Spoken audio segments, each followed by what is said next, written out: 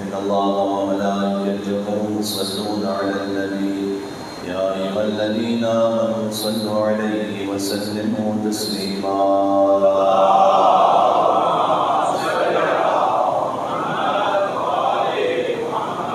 أعوذ بالله من الشيطان الرجيم بسم الله الرحمن الرحيم وبه نستعين وهو خير ناصر ومعين والعاقبة للمتقين والجنة للموحدين والنار للعاصين والصلاة والسلام على أشرف الأنبياء والمرسلين حبيب إله العالمين العبد المرتضى والنبي المجتبى والرسول المصطفى سيدنا ونبينا وشفيع ذنوبنا وطبيب نفوسنا ومولانا بالقاسم محمد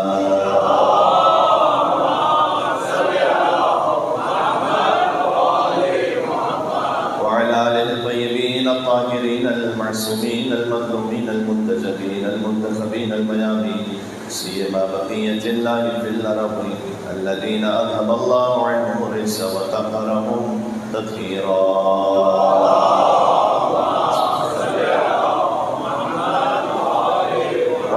الله على محبين واللعنة الدائمة على أعدائهم أجمعين ایام ازاد آغاز امام زمان علیہ السلام کو فرصت پیش کرتے ہوئے کرتے ہیں دعائے امام یاسر زمان کے ساتھ بسم اللہ الرحمن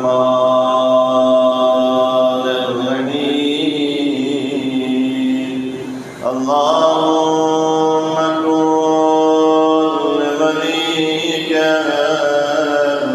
حجة ابن الحسن صلواتك عليه وعلى آله في هذه الساعة وفي كل وليا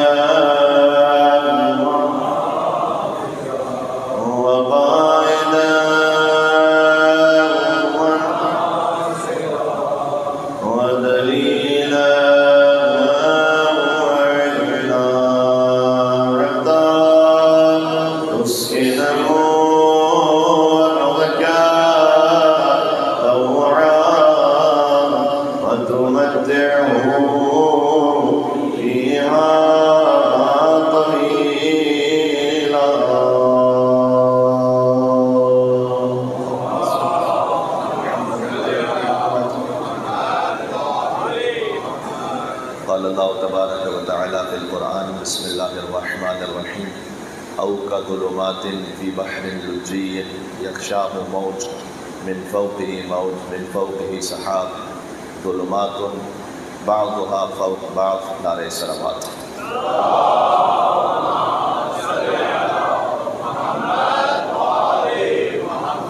ایک اور بلندر سلوات دینے محمد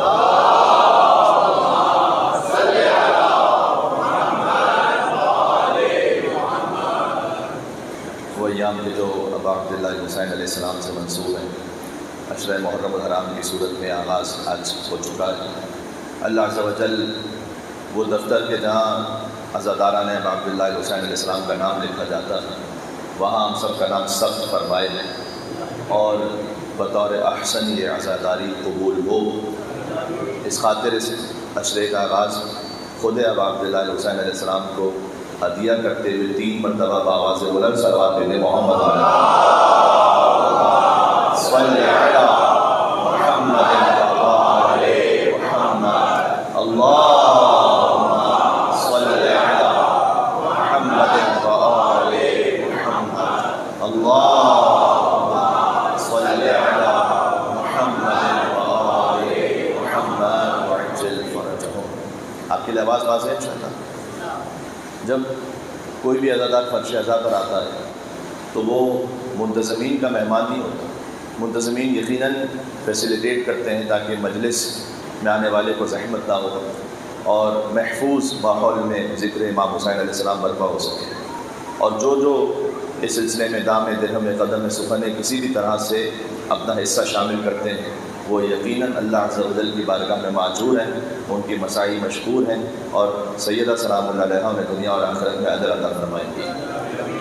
تو وہ یقیناً آپ کی خدمت کر رہے ہوتے ہیں، لیکن آپ مہمان ان کے نہیں ہوتے، مہمان آپ خطیب کے بھی نہیں ہوتے، اس فرض پر مہمان آپ اس ہستی کے ہوتے ہیں کہ جس کا یہ فرش اعزاز ہے، اور وہ حسین ابن علی حجت خدا مظہر صفات خداوندی ہیں۔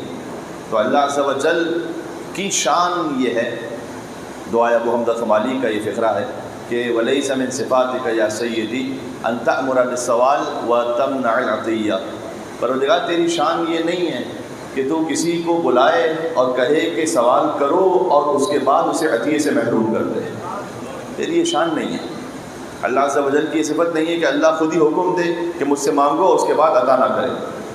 آیت اللہ وحید خراسانی نے اس سلسلے میں ایک مثال بھی دی تھی کہ ایک فقیر آپ سے کہیں سڑک پر کوئی مانگ لیتا ہے، آپ نے اگر اپنی حیثیت کے مطابق، دوسرا یہ کہ اسے دیکھتے ہوئے جو اس وقت آپ کے لیے سمجھ میں آیا آپ نے اس کی مناسب مدد کر دی، ایک مرتبہ یہ ہے، ایک بار یہ ہے کہ آپ نے اس سے کہا معاف کر دو، معذرت کر لی۔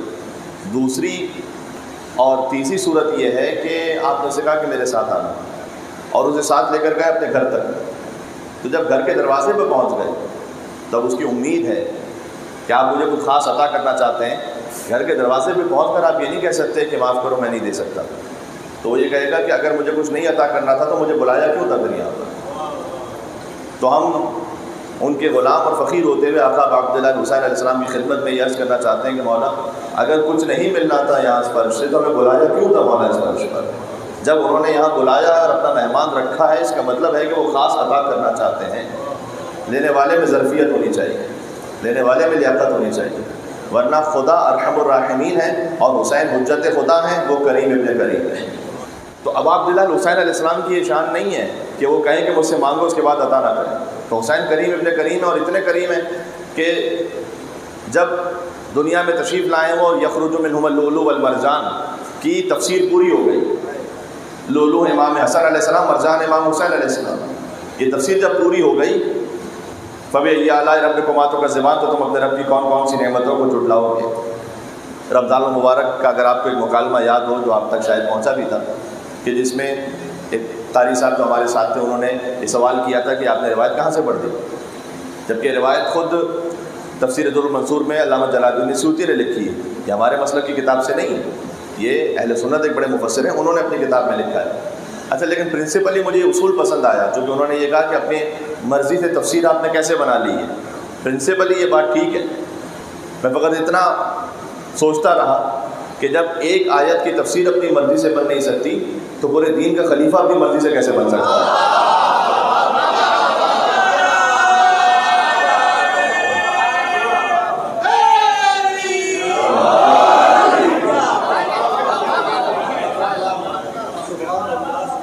جب ایک آیت کی تفسیر بھی وہ اپنے مزاج سے نہیں بن سکتی کہ میرا مزاج یہ تو میں یہ کہہ دوں کسی بھی آیت کے بارے میں، بات اصولی طور پر ٹھیک ہے، تو پورے دین کا خلیفہ وہ اپنے مزاج سے، اپنے ووٹ سے، اپنی کمیٹی سے کیسے بن سکتا ہے؟ اور بہت سادہ سی بات ہے، مجھے جانا تو بہت آگے ہے، لیکن میں فقط لا بلائے کلام میں بات آ گئی تو عرض کر دوں کہ جتنا شاید تمام مسلمانوں میں آپس میں مولا علی علیہ السلام کی شخصیت پر اتفاق نہ ہو، اتنا امام مہدی علیہ السلام پر اتفاق ہے۔ صلوات کیجیے گا محمد وعلی محمد صلی اللہ علیہ وسلم۔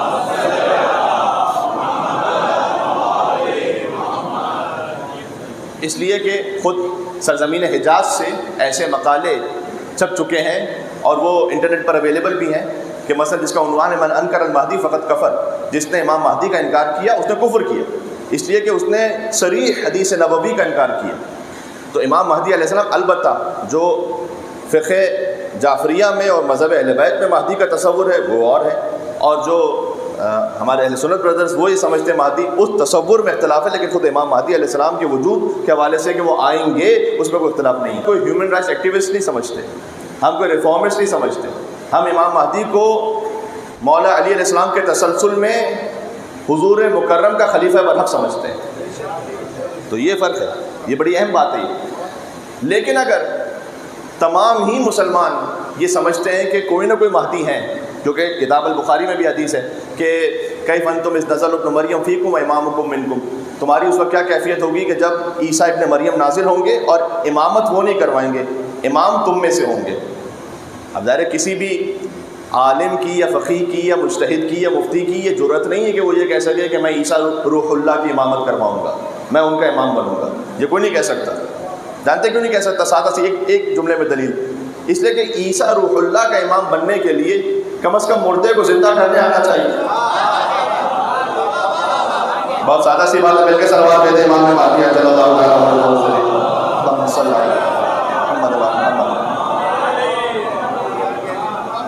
ورنہ یہ تو پاسبل نہیں کہ مقتدی تو مردے کو زندہ کر دے اور امام وہ نہ کر پائے، تو یہ تو ممکن نہیں ہے۔ تو اس لیے میں یہ عرض کر رہا ہوں کہ اگر مہدی ہیں کہ جنہیں آنا ہے اور وہ قیادت کریں گے امت مسلمہ کی، تو ایک آپشن ہے، وہ یہ کہ کیا یہ پاسبل ہے کہ کوئی کمیٹی بنائے، کوئی بزرگ علماء کی ایک ٹیم بنائے اور وہ سلیکٹ کر لیں کہ مہدی کون ہے۔ آپ سوچ رہے ہیں میں کیا کہنا چاہ رہا ہوں؟ آپ ایک ٹیم بنائیے اور وہ ٹیم مل کر یہ فیصلہ کر لے کہ مہدی کون ہے۔ یہ ہو سکتا ہے؟ نہیں ہو سکتا۔ وہ بات کہ جو آخر میں سمجھ میں آ رہی ہے نا مسلمانوں کو، یا میں سب سے پہلے سمجھ میں آ گئی تھی۔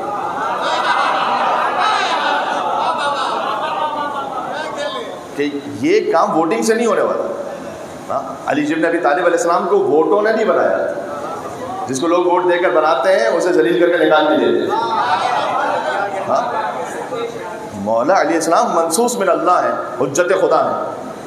تو بات یہاں سے نکلی کہ ہم نہ اپنی مرضی سے اپنا کوئی رہبر متعین کر سکتے ہیں کہ جو دین کے معاملات میں ہو، جس کے پاس رسول اللہ کی خلافت ہے، اور اسی طریقے سے اپنی مرضی سے کسی آیت کی تفسیر بھی ممکن نہیں ہے جب تک کہ کلام اہل بیت اطہار علیہ السلام نہ ہو۔ تو یخرج منہم اللؤلؤ والمرجان، یہاں سے بات ہوئی کہ لولو سے مراد امام حسن اور مرجان سے مراد امام حسین علیہ السلام ہے۔ یہ حدیث رسول ہے صلی اللہ علیہ وآلہ وسلم، انہوں نے فرمایا ہے اللہم صلی علی محمد وعلی محمد۔ حسین اتنے کریم ابن کریم ہیں کہ جب اس آیت کی تفسیر پوری ہوئی اور امام حسین علیہ السلام کی دنیا میں تشریف آوری ہوئی تو آسمانوں پر ایک مجرم تھا، امام حسین علیہ السلام نے اسے معاف کیا۔ وہ امام حسین کے گہوارے سے لگ کر شفا پا گیا۔ بچے کو نام یاد ہے اس کا، فطرس۔ اس کا جرم یہاں نہیں ہے، زمین پر نہیں ہے، اس کا جرم آسمانوں پر ہے۔ خاص قسم کے اللہ نے بالوں پر عطا کیے ہوئے تھے اور وہ غرور میں آ گیا اور وہ کہنے لگا کہ من مثلی، کون ہے مجھ جیسا۔ تو کبھی یہ صفت ہمیں بھی آ جاتی ہے کہ اب اللہ سبحانہ وتعالیٰ کو نعمت عطا کرتے، تو ایک تو یہ ہے کہ اس نعمت پر شکر انسان بجا لائے، اور ایک مرتبہ یہ ہے کہ نہیں غرور کی کیفیت میں چلا جائے۔ تو اللہ عز و جل کو یہ اتنا برا محسوس ہوا کہ اللہ نے بالوں پر واپس لے لیے اور راندہ درگاہ ہو کے ایک طرف پڑا رہتا تھا۔ تو جب جبریل امام حسین علیہ السلام کی خدمت میں آ رہے تھے ان کی ولادت کے وقت حضور مکرم کے پاس مبارکباد دینے کے لیے، تو بعض خطبہ کے اس طرح سے بیان ہے کہ چونکہ ہزاروں ملائکہ جبریل کے ساتھ تھے تو گویا عرش و فرش ہل رہے ہیں، ہزاروں ملائکہ آسمان سے نازل ہو رہے ہیں حضور مکرم کے پاس۔ اور اس وقت فطرس نے یہ کہا کہ اے جبریل کیا قیامت آ گئی ہے جو اس طرح کا زلزلہ ہے؟ میں زبان حال پڑھ رہا ہوں، کوئی روایت تو نہیں میرے پاس، لیکن گویا کیفیت ہے کہ جبریل نے جواب دیا قیامت تو نہیں آئی لیکن قیامت کا مالک ضرور دنیا میں آ چکا ہے۔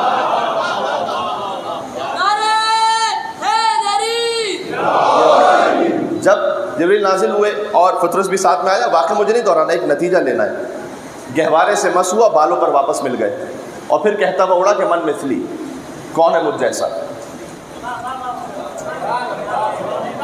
یعنی ابھی جس جرم کی وجہ سے سزا ملی تھی، تو اب جب پر واپس ملے تو پھر کہہ رہے ہیں من مثلی، کون ہے مجھ جیسا۔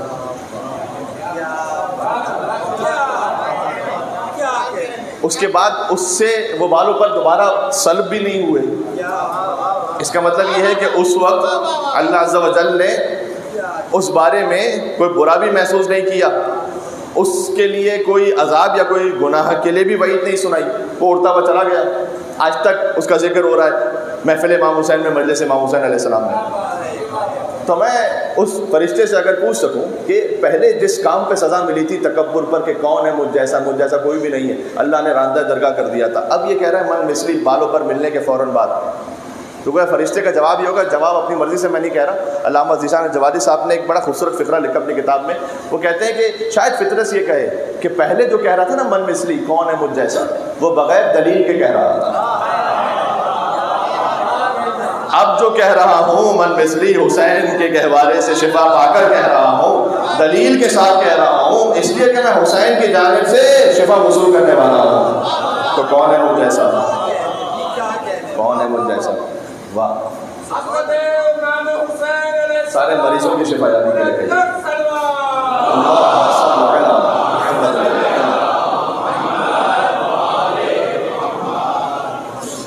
چونکہ چاند نہیں ہوا آج محرم کا، تو میں آج ان الحسین مصباح الہدی و سفینۃ النجاہ میں تھوڑی سی بات کرنا چاہوں گا، اور کل سے انشاءاللہ باقاعدہ موضوع کا آغاز کریں گے کہ فطرس پرو بغیر بہت ہی اداس تھا، آ کر میرے حسین سے بنوا کے لے گئے، اور جنت کو اس قدر کیا سستا حسین نے، خوراک کی اپنی جھولی کو پھیلا کے لے گئے۔ آئی ندا نصیب میں بیٹے نہیں تیرے، راہب میرے حسین سے لکھوا کے لے گئے۔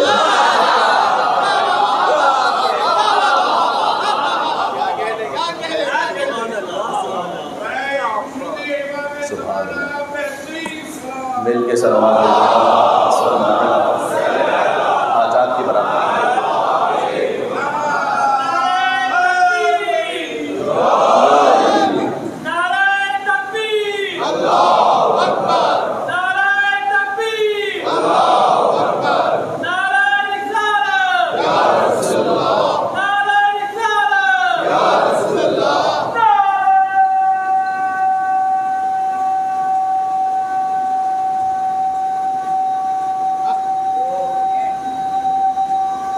امام حسین کی خوشنودی کی خاطر مل کے کہیے گا۔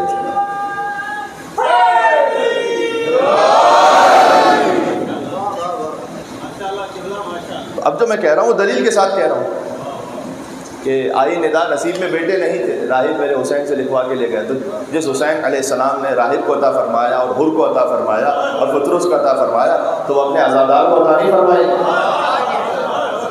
یہ ہے کریم ابن کریم حسین، جو میں بات عرض کر رہا تھا کہ راہب میرے حسین سے لکھوا کے لے گیا، اور ماتمی حسین کا اتنا ہے لاڈلا، قسمت میرے حسین سے لکھوا کے لے گیا۔ یوں کہوں جنت میرے حسین سے لکھوا کے لے گیا۔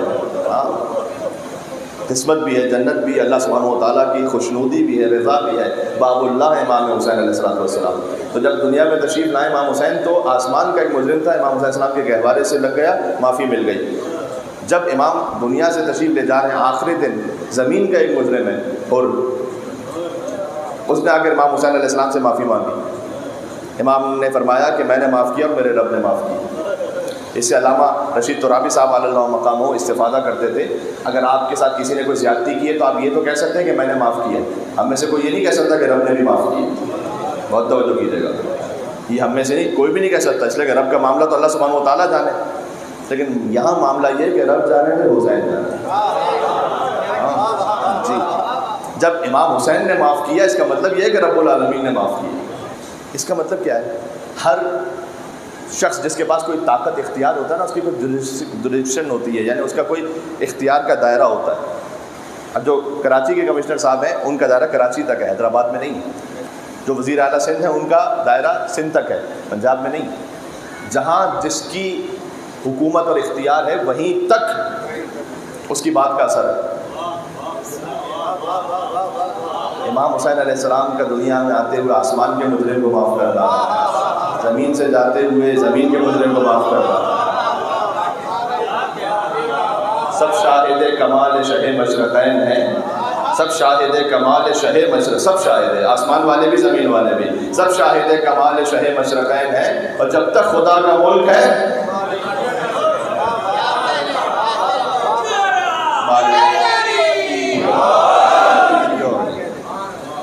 میں صرف عرض یہ کرنا چاہ رہا ہوں کہ آپ اس بات کو محسوس کریں کہ آپ کس ہستی کے مہمان ہیں۔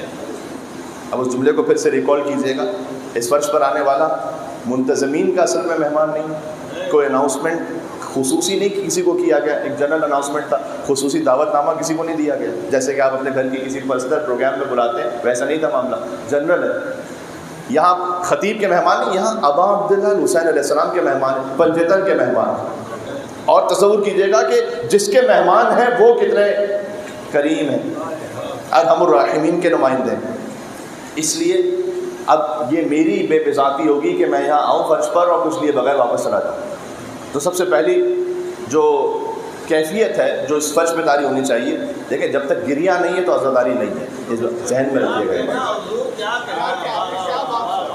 آپ ہر چیز کو شامل کر لیجئے اور گریہ نہ ہو۔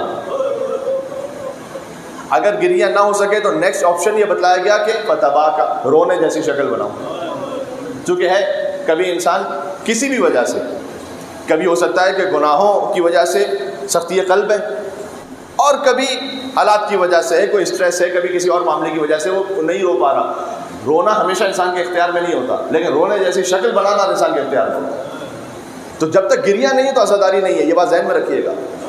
یعنی فرض کیجئے کہ ہم نے بہت کچھ اس میں شامل کر لیا، ہر وہ اچھی شے کہ جو آپ کو فیس ویلیو پر اچھی لگ رہی ہے، اس کا مطلب یہ نہیں کہ وہ عزاداری کا جز بھی بن جائے، اور اگر کوئی اس کو عزاداری میں کر بھی رہا ہو تو وہ کام اچھا ہے، لیکن ضروری نہیں ہے کہ اس سے عزاداری پوری ہو رہی ہے۔ میں آپ کو تھوڑی سی مثال دیتا ہوں۔ آج ٹیوزڈے میرے خیال میں نا، دعائے کمین پڑھنا اچھا عمل ہے یا برا؟ اچھا عمل ہے، تو آج پڑھنا چاہیے، پڑھ لے تو کوئی حرج نہیں، لیکن اصل کب عمل ہے؟ شب جمعہ پڑھ۔ دعائے عرفہ پڑھنا اچھی بات ہے یا بری بات ہے؟ اچھی بات ہے، آج لیکن نہیں پڑھیں گے آپ سے۔ ہر اچھا کام ضروری نہیں کہ آپ عزاداری میں شامل کر لیں۔ بلڈ دینا اچھا کام ہے،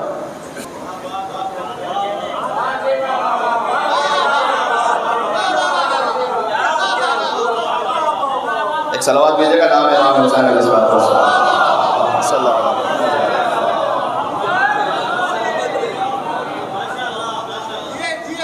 کام اچھا ہے، نیکی کا کام، ہر نیکی کا کام ضروری نہیں کہ عزاداری ہوگی۔ تو جو کر رہے ہیں ان کے خلوص کو میرا سلام ہے، اس میں کسی پہ میری کیا اوقات کہ میں کسی کے بارے میں کچھ کہہ سکوں، نہ ان کے خلوص پہ کسی قسم کا شک ہے، ان کی نیت خالصانہ ہے، لیکن عزاداری کیا ہے؟ گریہ۔ اگر میں سلسلے میں آپ کو فقہا سے جو پوچھا گیا بلڈ ڈونیشن کے بارے میں، عزاداری کے بارے میں وہ سناؤں تو ہو سکتا ہے کہ بعض لوگوں کے لیے ان کے لیے دل ٹوٹ جائے، تو اس لیے میں زیادہ تفصیل میں نہیں جاتا، ورنہ جواب تو بزرگ علماء نے یہ بھی دیا ہوا ہے کہ کام اچھا ہے لیکن عزاداری سے تعلق نہیں ہے۔ مقصد میرا یہ نہیں کہ میں ڈیٹیل میں جاؤں گا، اور جو جہاں کہیں جس طرح سے بھی کام کر رہا ہے وہ سیدہ سلام اللہ علیہ سے اجر عطا فرمائیں، لیکن جو امام نے فرمایا ہے نا سب سے پہلے وہ مقدم رکھیں، وہ ہے گریہ، رونے جیسی شکل بنانا۔ اس کا مطلب کیا ہوا؟ اس کا مطلب یہ ہے کہ اگر ایک جگہ لیکچر ہو جائے، گریہ نہیں تو اہل بیت کا پیغام شاید پہنچا لیکن ابھی عزاداری نہیں ہوئی۔ ایک جگہ فقط بیٹھ کے مرثیہ ہوا اور آپ نے رو لیا، یہ ہو گئی عزاداری، یہ عزاداری ہو گئی، مجلس ہو گئی۔ اس بات کو ذہن میں رکھیے گا، اس لیے کہ بہت زیادہ اس وقت مختلف میسیجز پر، کبھی کبھار اسپیچز میں اس بات پر اظہار ہوتا ہے کہ محرم آ گیا تو بس فقط رونے سے کام نہیں بنے گا۔ یہ جملہ کہنا مناسب نہیں، بات سمجھ میں آ رہی ہے؟ یہ جملہ کہنا مناسب نہیں۔ آپ نے اگر تبلیغ کرنی تو کسی اور طرح سے تبلیغ کریں، فقط رونے سے کام نہیں چلے گا کہنا اس لیے مناسب نہیں ہے کہ امام نے رونا ہی بتلایا تھا، امام حسین علیہ السلام سب سے پہلے رونا بتلایا۔ کوئی آپ عزاداری کی حدیث دیکھ لیں وہ رونے سے خالی ہے ہی نہیں، رونے سے خالی ہے ہی نہیں۔ یہ رونا ہارٹ کی کلینزنگ ہے میرے بھائی، اگر کوئی سمجھ سکے اس کو۔ تزکیہ نفس جتنا امام حسین السلام پر گریے سے جو تزکیہ نفس حاصل ہوتا ہے، امام حسین علیہ السلام پر گریے سے جو قربت حاصل ہوتی ہے، یقین فرمائیے گا یہ وہ نعمت چونکہ ہمیں اویلیبل ہے دنیا کے بعض جگہوں پر، جب ہوتا ہے کہ جنریشنز آفٹر جنریشنز وہ ڈی ٹریک ہو جاتے ہیں، تھے فور فادرز مذہب اہل بیت پر، تو ایسے بھی لوگ ہیں جو یہ کہتے ہوئے سنے گئے کہ مولانا یقین فرمائیے گا میں $1 ملین خرچ کرنے کو تیار ہوں فقط اس بات پر کہ میرے بیٹے کی آنکھوں میں آنسو آ جائے نام امام حسین علیہ السلام پر۔ نہیں آتا، یہ نعمت عظمیٰ جو اللہ سبحانہ وتعالیٰ نے آپ کو عطا کی، تو پہلی بات سبحان اللہ۔ تو ہم اس قریب کے نمائندے ہیں۔ ایک آیت مجھ سے سنیے گا، یہ آیت ہے سورہ نور کی، او کظلمات فی بحر لجی، بہت لطیف آیت ہے یہ۔ کافروں کے لیے اللہ تعالیٰ نے ایک مثال دی ہے، آیت نمبر 40 سورہ نور۔ کافروں کی مثال ایسی ہے کہ جیسے وہ ظلمتوں میں، ایسی ظلمت کے جو گہرا سمندر ہے اس میں غرق ہو چکے ہیں، او کظلمات فی بحر لجی، ایک بہت ڈیپ سمندر ہے کوئی، اس میں وہ غرق ہو چکے ہیں۔ ظلمات بالکل گھپ اندھیرا ہے, اٹر ڈارکنیس. کتنی ڈارکنیس ہے یہاں پر کہ اللہ سبحانہ و تعالیٰ نے آگے فرمایا کہ یغشاہ موج, وہ جو اندر اندھیروں میں ڈوبا ہوا ہے اس سے اوپر بھی ایک موج ہے, من فوقہ موج, اس کے اوپر ایک اور موج, من فوقہ سحاب, اس کے اوپر سیاہ بادل ہے. اللہ تعالیٰ مثال دے رہا ہے قرآن میں, اتنا گھپ اندھیرا ہے. پھر اللہ نے آگے کہا کہ ایسا ہے کہ اذا اخرج یدہ, اگر وہ ہاتھ اپنا باہر نکالے تو وہ دکھائی نہیں دے گا, اس کو اپنا ہاتھ خود نہیں دکھائی دے گا. سوال یہ اللہ تعالیٰ نے مثال دی. پھر کہا کہ اللہ جس کے لیے نور نہ قرار دے فما لہ من نور, تو پھر سے نور ملنے والا نہیں ہے. پہلے تو اس بارے میں سن لیجیے گا, اس کی جو تعویلی حقیقت ہے نا اس آیت کی, ایک ہے تفسیر, ایک ہے تعویل. میں اپنے سامعین سے یہ توقع رکھتا ہوں کہ تعویل کو سمجھ پائیں گے کہ تعویل کا مطلب کیا ہے. تعویل وہ کہ جو ہڈن میسج ہے, کہ جو اہل بیت علیہ السلام کے کلام سے سمجھ میں آئے گا. کتاب الکافی کی پہلی جلد میں اس آیت کی جو تعویلی حقیقت ہے وہ یہ ہے کہ غاصبین خلافت امیر المومنین کا ذکر فرمایا امام نے, کہ وہ اندھیرا ایک کے بعد ایک اور اندھیرا ہے, پھر ایک اور اندھیرا ہے.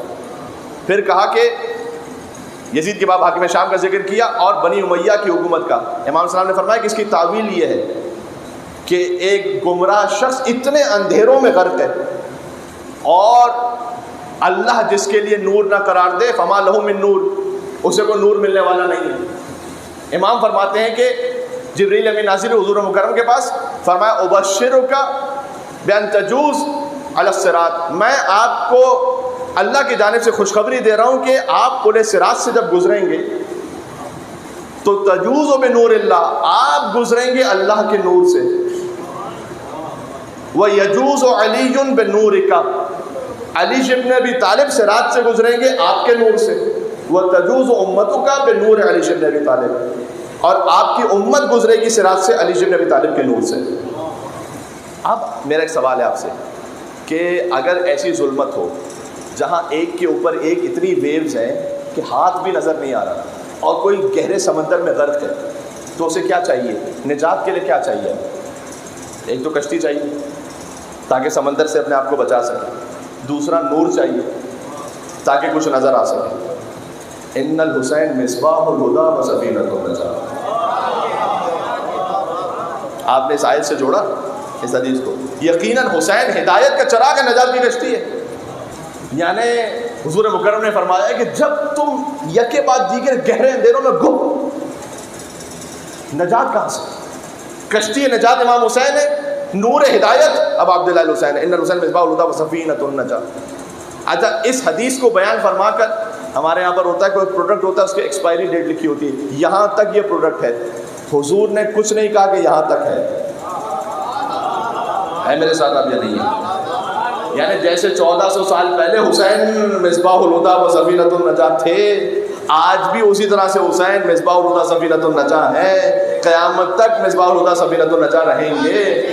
اس لیے کہ حضور مکرم نے فرمایا کہ اللہ نے اپنے عرش کے دائیں طرف یہ لکھا ہوا ہے کہ انہ مصباح الہدی و سفینۃ النجات ہے.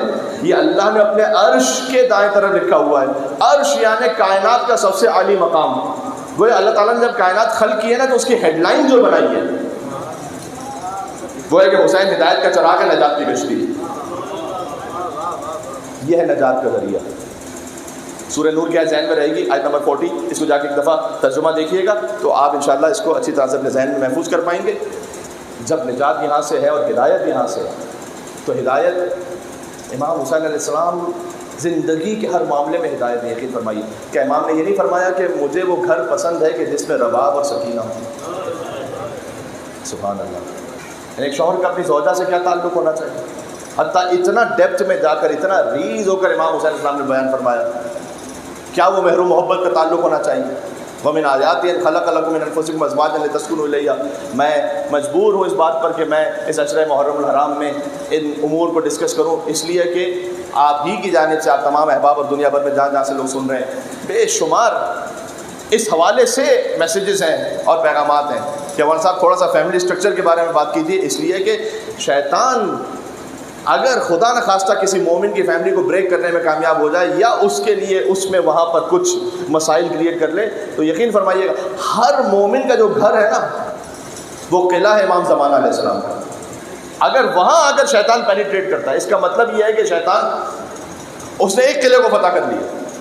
اور یہ زیادہ رسپانسبلٹی مرد حضرات کی بنتی ہے، اس لیے میں آپ کے سامنے اس بات کو کہہ رہا ہوں. تھوڑا سا صبر کر لینا. بعض موقعوں پر وہ سال کے مسائل کو ضبط کر لیتا ہے، کنٹرول کر لیتا ہے. اللہ تعالیٰ نے ہمیں 2 دماغ دیے جو سائنٹیفک ریسرچ یہ کہتی ہے کہ ایک ہے ریپٹائل برین جو ہمارے بیک پر ہے یہاں، ایک ہے ہیومن برین جو ہمارے سامنے ہے یہاں پر. یہ ریپٹائل برین جو نا اللہ تعالیٰ نے تمام اینیملس میں رکھا ہوا ہے. یہ گھوڑے میں بھی ہے، گدھے میں بھی ہے، مینڈک میں بھی ہے، چوہے میں، سب میں اس قسم کا دماغ. وہ یہ کہتا ہے آپ نے کسی کو سلام کیا، اس نے سلام کا جواب نہیں دیا، مثال کے طور پر یہ والا دماغ ہے ارے اتنا بدتمیز انسان ہے، اسے اتنی بھی تمیز نہیں، آئندہ میں سے بات نہیں کروں گا. بائنری سسٹم ہے، یہاں سے یہاں تک آتا ہے سسٹم. چند سیکنڈز میں ایک ٹھنڈی سانس، کبھی ایک ٹھنڈی سانس. یہ والا دماغ یہ کہتا ہے کہ نہیں، شاید اسے سنا نہ ہو، شاید کسی اور سوچ میں ہو، شاید میں اسے پوچھوں جا کے، ہو سکتا ہے کہ اپنے کسی اور پرابلم میں ہے. کبھی کبھار ایک سانس. اس لیے جناب امیر نے فرمایا ہے کہ غصے کے عالم میں فیصلہ نہیں کیا کرو. اگر آپ کسی غصے کی کیفیت میں آپ نے اگر 2 لفظ کہنے تو آپ 4 اور بڑھا کر کہیں گے، اس لیے کہ غصے میں شیطان حاوی ہوتا ہے. آپ نے کوئی بات کہنی ہے، جب غصہ ختم ہو جائے تب بات کنوے کیجیے. میں یہ نہیں کہہ رہا کہ بات نہیں پہنچائیں گے، آپ کنوے کیجیے گا آپ، لیکن جب غصہ تھوڑا سا ختم ہو جائے، اس لیے کہ پھر وہ ہوگا کہ جو آپ حقیقت میں بیان کریں گے. یہ پیغام کہاں سے؟ یہ اہل بیت علیہ السلام کے در سے یہ بھی پیغام ہے. امام حسین علیہ السلام نے، یہ میں خالی تھوڑے سے ہیڈ لائنس بتا رہا ہوں، انشاءاللہ اس پہ بات ہوتی رہے گی. کہ اب عبداللہ الحسین نے شب عاشور یہ نہیں کہا تھا کہ انی احب الصلاۃ و تلاوت القرآن، میں فقط نماز پڑھتا نہیں ہوں، نماز سے عشق کرتا ہوں. میں فقط قرآن پڑھتا نہیں ہوں، تلاوت قرآن سے عشق کرتا ہوں. بہت کم ہے ہمارا تلاوت قرآن کا نظام، کم ہے، افسوس کی بات ہے. خود اب عبداللہ الحسین علیہ السلام نے فرمایا ہے کہ جو کم سے کم 10 آیات کو پڑھے لم یکتب من الغافلین. یہ بیر منیمم امام حسین السلام نے فرمایا ہے. فرمایا دن میں کم از کم 10 آیتوں کو پڑھو تاکہ تمہارا نام غفلت کرنے والوں میں نہ لکھا جائے. کوشش کریں کم از کم 10 آیتیں. پھر امام نے کہا کہ جو 20 آیتوں کو پڑھے اس کا کیا مقام ہے، جو 30 آیتوں کو پڑھے، اور جو 50 آیتوں کو پڑھے فرمایا کہ اللہ اس کا نام ذاکرین میں لکھے گا. آپ چاہتے ہیں آپ کا نام ذاکرین میں لکھا جائے؟ سادہ طریقہ یہ ہے کہ 50 آیتوں کی تلاوت کیجیے بقصد قربت الہی بوسیلہ امام حسین علیہ السلام، اللہ تعالیٰ ذاکرین میں نام لکھے گا. تو یہ کچھ چیزیں ہیں کہ جس پہ توجہ دینے کی ضرورت ہے. یہ معاشرے میں ہمارے تھوڑا سا کم ہے، تو اس لیے ان امور پر انشاءاللہ بات ہوتی رہے گی. 2 مصرے مجھے یاد آ رہے ہیں، آپ سے دعا کا طالب ہے. سبحان اللہ. یہ حضرت میر انیس رحمۃ اللہ علیہ. کبھی کوئی لیٹ پہنچتا ہے نا، یعنی کیا مطلب، امام حسین کی بارگاہ میں جتنا جلدی مجھے اپرچونٹی تھی جانا چاہیے تھا میں نہیں آیا، کوتاہیوں کی وجہ سے زندگی میں. جیسے نماز پڑھنی چاہیے تھی اب تک نہیں پڑھی، جتنا تلاوت قرآن ہونا چاہیے تھا نہیں ہوا، جیسے صلہ رحم ہونا چاہیے تھا نہیں ہوا. لیکن اٹس نیور ٹو لیٹ. یہ امام حسین کا پیغام ہے. میر انیس کہتے ہیں حضرت حر علیہ السلام کے لیے بالکل آخر میں پہنچے نا، وہ جملہ تو ذہن میں ہے، حر نے نمازیں نہیں بدلی تھی، حر نے امام بدلا تھا. یہ بات جملہ ذہن میں. کہتے ہیں کہ کعبے کی طرف دیر سے کو دیر سے پہنچا. تھوڑا سا ایسا سمجھا دوں میں. دیر کہتے ہیں لیٹ ہونا، دیر کسے کہتے ہیں؟ دیر کہتے ہیں ایک ایسی عبادت گاہ کہ جہاں پر خدا کے علاوہ کسی اور کی عبادت ہو رہی ہے.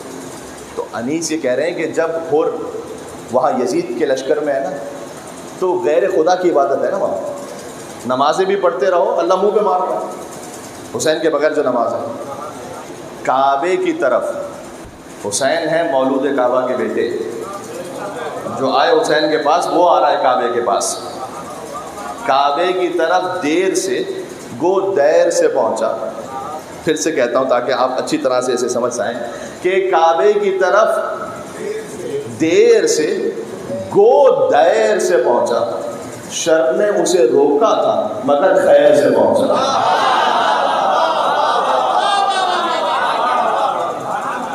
اللہ اکبر، اللہ اکبر. علی مولا، علی مولا،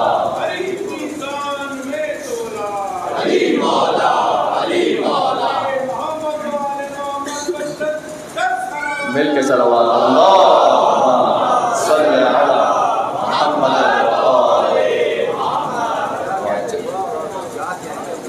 اس میں تعبیر یہ شر نے اسے روکا تھا مگر خیر سے پہنچا، یعنی خیر کے پاس بھی پہنچا اور خیر سے پہنچا، ایسے پہنچا۔ بیٹا ایک منٹ، گلی گلی، اچھا ایک نعرہ حیدری لگا لو، چلو آپ کے لیے نعرہ حیدری کہہ دو، کہہ دو۔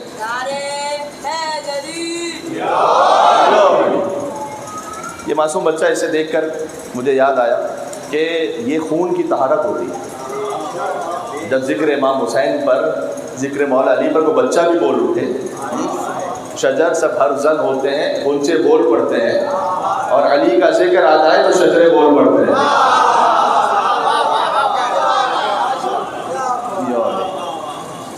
حر علیہ السلام دیر سے پہنچے لیکن خیر سے پہنچے۔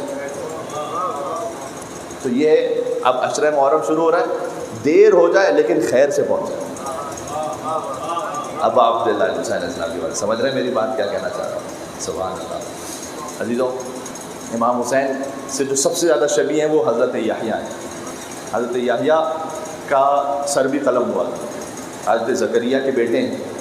جب حضرت زکریا کے سامنے امام حسین کے مصائب پڑھے گئے تھے تو حضرت زکریا بہت گریا کرتے تھے، اللہ تعالیٰ سے کہتے تھے کہ پروردگار تو مجھے کوئی ایسا بیٹا عطا کر جو شبیہ ہے ابا عبداللہ حسین، تو میں اپنے قلب پہ محسوس کروں کہ جب اس پر وہ مصائب آئیں تو کیا گزرے گی رسول اللہ کے قلب مطہر پر۔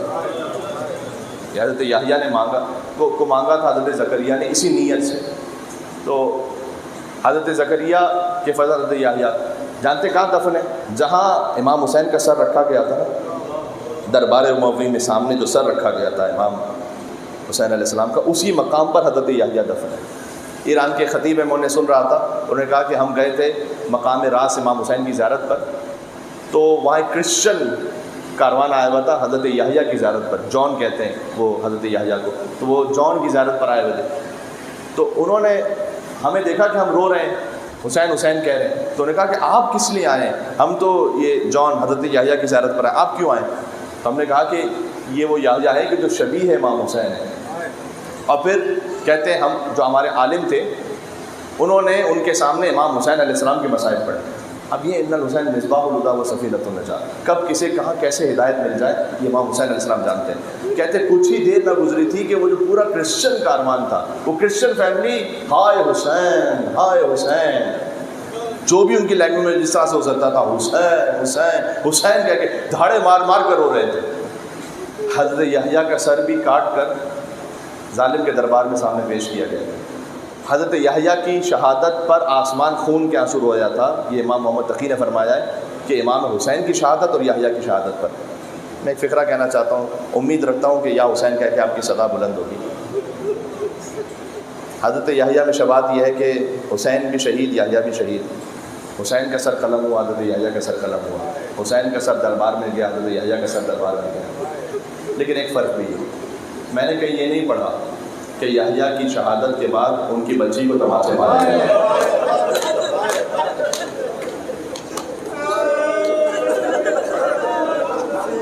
کہیں تاریخ میں یہ نہیں ہے کہ یحییٰ علیہ السلام کی شہادت کے بعد ان کی بچی کو تماچے مارے گئے۔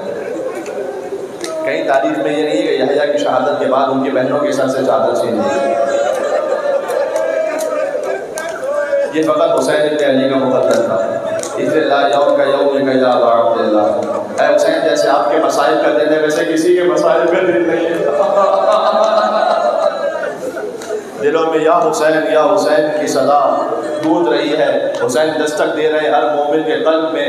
محرم کا چاند آج نہیں طلوع ہو سکا، کل طلوع ہو جائے گا، لیکن یہ جو محرم کا چاند ہے اسے دیکھ کر زہرا کا چاند بدلی میں چلا جائے گا۔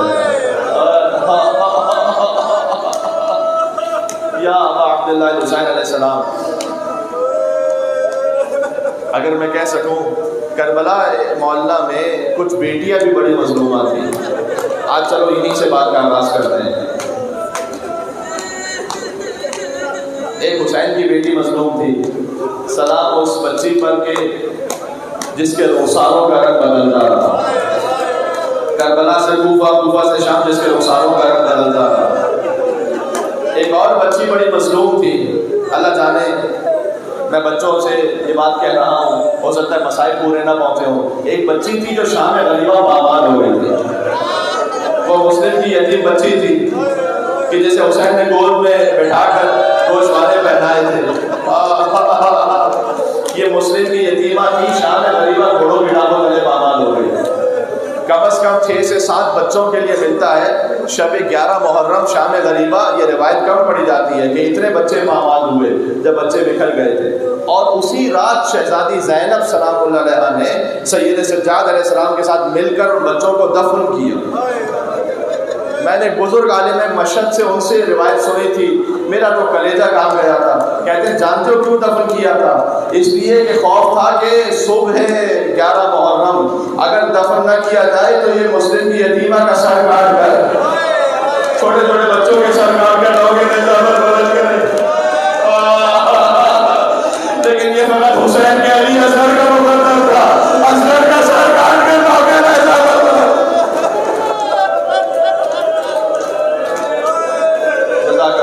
خدا آپ کو کسی وقت میں نہ رلائے سوائے غم ابو عبداللہ حسین علیہ السلام کے.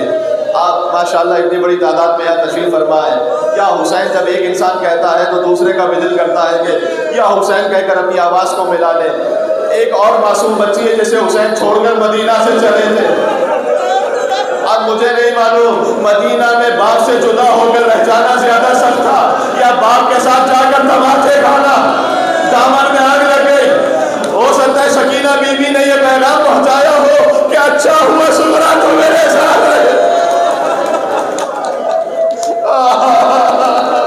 اچھا ہوا سغرا تو میرے ساتھ رہی تھی. وہ بیمار بیٹی جس کے دل میں بڑا ارمان ہے کہ باپ جا رہا ہے، پھوپھی اماں تشریف لے جا رہی ہیں. دیکھو حسین مدینہ سے چلے چند دقیقے مسائل کے. میں نے عرض کیا کہ گریہ ہی اصل میں مجلس ہے، اسی خاطر یہاں تشریف فرمائے. جب ظالم نے بلایا تھا نا امام حسین علیہ السلام جب دربار میں گئے ہیں، اس نے بیعت کا مطالبہ کیا. امام نے فرمایا کہ یہ بیعت کا معاملہ رات کی تاریکی میں کیا کر رہا ہے، کل دن میں بات کریں گے، پھر بتاؤں گا کہ بیعت کا زیادہ حقدار کون ہے. مروان وہاں تھا، اس نے کہا ولید اگر حسین چلے گئے نا اس کے بعد تجھے ملیں گے نہیں، یا بیعت لے یا سر کاٹ لے. امام نے کہا کہ ابن زرقائے نیلی آنکھوں والی کے بیٹے تیری یہ جرت ہے کہ تو حسین کو یہاں دربار میں مارے گا؟ بس حسین کی صدا بلند ہو رہی تھی جو بنی ہاشم کے جوان تھے نا باہر. اپنے آپ سے سوال کرو سب سے پہلے دربار میں کون داخل ہوا؟ علمدار کربلا ابو الفضل عباس علیہ السلام. کوئی عباس کہہ رہے تھے کس کی مجال و جرت ہے کہ میرے مولا سے بلند آواز سے بات کر لے. میں کہوں گا اے مولا جب عصر عاشق حسین نے کہا حل میں ناصر رسول اللہ، کوئی نہ تھا کہ جو حسین کی آواز میں لگ. حسین آئے اپنی خان سے فرمایا کہ اب ودا کا موقع ہے، نانا کا مدینہ چھوڑ دینا ہے. دیکھو مجھے زائرین نظر آ رہے ہیں بہت سے، آپ کربلا کی زیارت پر جائیں بار بار، مدینہ کی زیارت پر جائیں بار بار. جب زیارت کا آخری دن ہوتا ہے نا تو ظاہر کے دل سے پوچھنا کیا کیفیت ہوتی ہے. وہ بار بار جاتے ہیں آخری زیارت پر تو بار بار زمین کو دیکھ رہا ہوتا ہے، پھر باہر نکلتا ہے تو گنبد کو دیکھ رہا ہوتا ہے. پتہ نہیں اس کے بعد مجھے مولا کے در پر آنا نصیب ہوگا یا نہیں ہوگا. سوچو جب حسین نے ماں کی لہر سے خدا حافظ کہا، حسین کے دل پر کیا کیفیت تھی.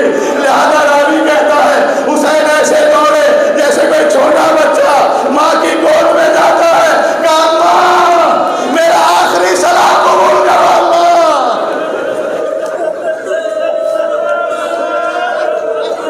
زہرا بے چین تھی اپنی قبر میں. میر انیس کہتے ہیں تربت میں جو کی میں نے بہت گریہ ازاری. سیدہ فاطمہ فرما رہی ہیں گھبرا کے نجف سے علی آئے کئی باری، کہتے تھے کہ احمد مختار کی پیاری تم پاس ہو تربت ہے بہت دور ہمارے. علی تو بہت دور ہے نا نجف میں، تم پاس ہو تربت ہے بہت دور ہماری. گھر لٹتا ہے کیوں کر ہمیں چین آئے گا زہرا، گھر لٹتا ہے کیوں کر ہمیں چین آئے گا زہرا. کیا ہم سے نہ رخصت کو حسین آئے گا زہرا. حسین نے آخری سلام کیا ماں کی قبر پر. بار بار نانا کی لہر پر جاتے تھے، کہتے تھے نانا مجھے اپنی قبر میں لے لیجیے. اس کے بعد ایک منزل آئی کہ ایک صحابی رسول اللہ کے وہ بہت اونچا سنتے تھے، بجلی کے کڑکنے کی آواز بھی نہیں سن پاتے تھے. کان لا یسمع صوت الرعد، وہ بجلی کے کڑکنے کی آواز نہیں سن پاتے تھے. 28 رجب کو کہتے ہیں اپنی زوجہ سے کہ یہ محلہ بنی ہاشم سے کن بیویوں کے رونے کی آواز آ رہی ہے. بیوی باہر تشریف لاتی گئی۔ دیکھو کچھ باتیں ہوتی ہیں جو براہ راست روایت میں نہیں لکھی ہوں گی لیکن بین السطور آپ سمجھیں گے۔ مثلا آج یہ ہوتا یہ نہیں کہ اگر کوئی بوڑھی ماں آئے تو اگر باسعادت بیٹا ہے تو وہ خود آگے بڑھ کر دروازہ کھولتا ہے یا نہیں کھولتا تاکہ میری ماں آرام سے آسانی سے بیٹھ جائیں، سواری پہ بیٹھ جائیں۔ جب ہم اور آپ اتنا خیال کرتے ہیں تو علی اکبر نے کیا کیا ہوگا؟ جب ام لیلہ تشریف لائیں تو علی اکبر آگے بڑھے، اپنی والدہ کو بڑے احترام سے سوار کروایا۔ ام کلثوم آئی تو ابوالفضل عباس علیہ السلام آئے، ام فرما آئی تھی تو حضرت قاسم سلام اللہ علیہ آئے تھے، یہاں تک کہ ایک آواز آئی، اے مدینے والوں اپنی نگاہوں کو جھکاؤ اور سب دور ہو جاؤ، اس لیے کہ اب رسول کی بڑی نوازی علی شبن ابی طالب کی بڑی بیٹی آ رہی ہے۔ پہنچی جو ہی ناکے کے قریب دختر حیدر، خود ہاتھ پکڑنے کو بڑھے سمت پیغمبر، اور فضا تو سنبھالے ہوئے تھی گوشہ چادر، تھے پردہ محمل کو اٹھائے علی اکبر، فرزند کمر بستہ چپو راس کھڑے تھے اور نالین اٹھا لینے کو عباس کھڑے تھے۔ بیوی یہ سواری ہے مدینہ سے کربلا کی، لیکن جب کربلا سے کوفہ پہنچی کوئی بھی نہیں تھا۔ فرمایا اے فرما قاسم نہ صحیح زینب سوار کروائے گی، اے لیلا اکبر نہ صحیح زینب سوار کروائے گی، حق یہ ہے کہ اما فضا آج کنیز کو زینب سوار کروائے گی۔ جب سب کو سوار کروا لیا، دہنے دیکھا کوئی نہ تھا، بہنے دیکھا کوئی نہ تھا، فرات کا رخ کیا، کعبہ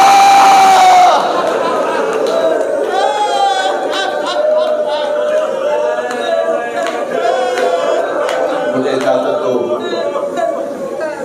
تو میں ایک فقرہ اس معصوم بیٹی کے بارے میں کہہ کر بات تمام کر دوں۔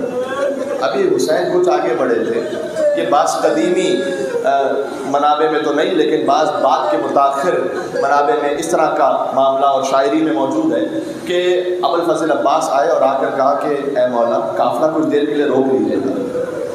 کہ عباس ابھی تو ہم چلے ہیں، کہ مولا وہ آپ کی معصوم دختر تشریف لا رہی ہے، اور فاطمہ تو صغریٰ یہ کہہ رہی تھی مہلن مہلن یا علی، بابا ذرا آہستہ، بابا ذرا آہستہ بابا۔ حسین کہہ گئے تھے کہ فاطمہ صغریٰ میری ماں فاطمہ تو زہرا کی شبیہ ہے، تو حسین سب برداشت کر لے گا لیکن شبیہ زہرا کوفہ اور شام کے بازاروں میں پھرائی جائے یا حسین سے ضبط نہیں ہو پائے گا، لہذا صغریٰ جانتی ہے کہ مجھے لے کے تو نہیں جائیں گے ساتھ میں، لیکن بابا ایک بار مجھے ننھے مسافر کی زیارت کروا دو بابا۔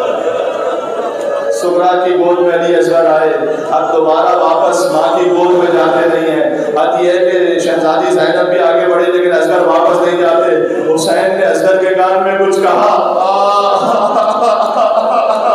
بچہ فوراً ہمت کر ماں کی گود میں آ گیا۔ اللہ تعالیٰ حسین نے کیا کہا تھا اپنے معصوم علی اصغر سے، اے اصغر آپ کے بغیر میرا جہاد نامکمل ہے۔ ناصر ینصرنا جب کہا تھا نا حسین نے، تو اصغر نے اپنے آپ کو جھولے سے زمین پر گرا کر یہ کہا تھا کہ بابا مجھے لے آئے تھے نا قربانی کے لیے، صغریٰ کی گود سے مجھے لیا تھا، بس حسین چلے گئے۔ اب صغریٰ یاد کرتی رہتی تھی، بابا چلے گئے شاید واپس آئے، اپنے علی اکبر بھیا کو یاد کرتی تھی، یہاں تک کہ محرم کا چاند طلوع ہوا تو صغریٰ کے دل میں ایک بے کلی رہتی تھی۔ حضرت ام سلمہ کو ایک شیشی دے کر گئے تھے حسین جس میں کربلا کی خاک تھی، فرمایا تھا کہ جب تک یہ خاک رہے تو سمجھنا میں زندہ ہوں، جب یہ خون بن جائے تو سمجھنا میں دنیا سے جا چکا ہوں۔ تو بار بار شیشی کو دیکھتی رہتی تھی۔ صغریٰ نے ایک خط بھی لکھا تھا اور قاصد کو جو خط دیا تھا نا تو اسے یہ کہا تھا کہ میرے بابا کے پاس پہنچنا تو دائیں طرف میرا چچا عباس ہوگا، بائیں طرف میرا بھیا علی اکبر ہوگا۔